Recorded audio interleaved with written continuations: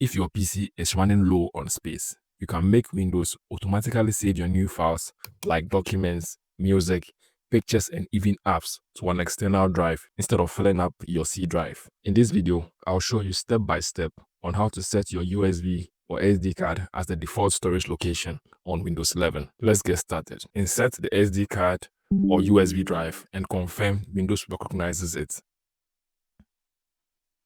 Open File Explorer and note the drive letter. You would have to back up anything on your SD card or USB drive because you're going to be formatting it to exFAT system. Right-click the SD card or USB drive. Select Format.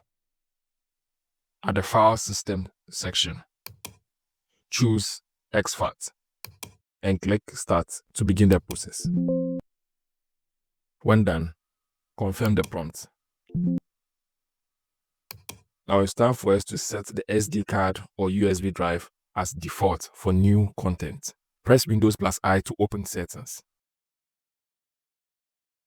In Settings, click the System tab.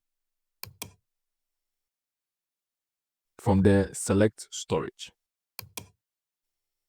Now scroll down and click Advanced Storage Settings. Click where new content is saved. Here is where Windows decides where to save your new content by default. You'll see categories like new apps, new documents, new music, new photos and videos, new movies and TV shows, and new offline maps. For each category you want to change, click the drop down and select your SD card or USB drive.